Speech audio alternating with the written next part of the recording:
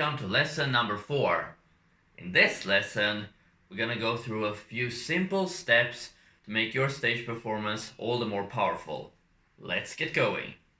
The first thing is your posture. Your posture should be straight so that you exude confidence. How to do that? One very simple way to do that is to imagine you have a string attached to the top of your head that goes up like this. Stand on your toes and lower yourself down slowly. Now let your heels touch the ground and then obtain the feeling that you have a string attached to your head so you don't slouch, but you also don't stand up too straight. You walk with a very straight figure, with confidence, your head held high, and your gaze forwards. Now let's talk about our movements.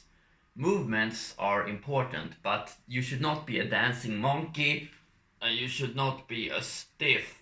So how do you make sure your movements are good? A rule of thumb is that the larger the place, the bigger your movements should be. If it's only, for example, small table, you and a few friends, you should stand up, hold a straight pose, but your movements can be quite small because they're all very near you, and it looks strange if you reach out here and there. But if it's a very large hall, you need to make big movements so that even the people in the back can see what you're doing, and even they can feel connected to what you are saying.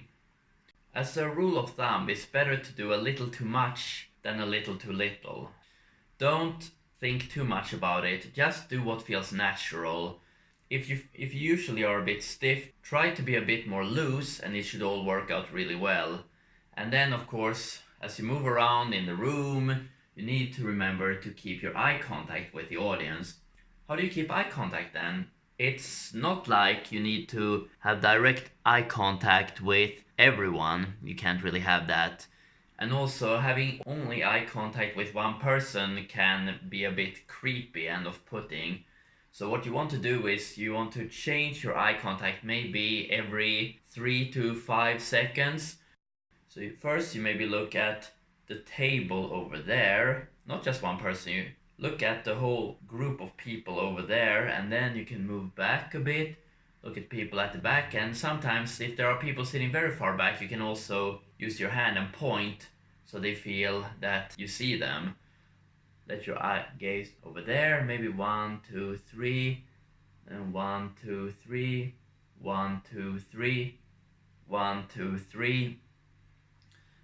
It's quite easy. As long as you move about a bit when you're talking, you should not have a problem to make sure that your eye focus also change so that you're not moving about but your head is only fixed in one place. That would just look unnatural. Imagine it like you're in a meeting with several people. You want to convince all of them. You don't just keep eye contact with one person. You want to make sure that you have eye contact with all of them so that they all follow what you say and all are engaged in what you say. So that's for eye contact. These things can be a little strange at first, maybe even a bit unnatural. So what I would recommend you to do is you stand in front of a mirror and practice. Try to practice having a good pose, practice to make some movements while you're talking if you're not really used to that, and practice imagining that you are shifting your gaze over a large crowd of people. A few times practicing by a mirror and you should get that down. And it doesn't have to be perfect, don't worry about perfect. All this is some guidance to help you get better. Don't think you need to be perfect at first. No one is perfect at first. I'm not even perfect now. Just calm down, relax, you got this. Let's talk about your voice. To give a good speech, to give a convincing speech, you sometimes should vary your voice. Now I'm not talking about making really big and crazy voices, just about sometimes speaking slower, sometimes speaking with more passion, and sometimes taking a few deliberate breaks so that you're not using one voice mode throughout the whole speech because people are gonna find that rather tiring and uninteresting. When you have something really important, you emphasize it.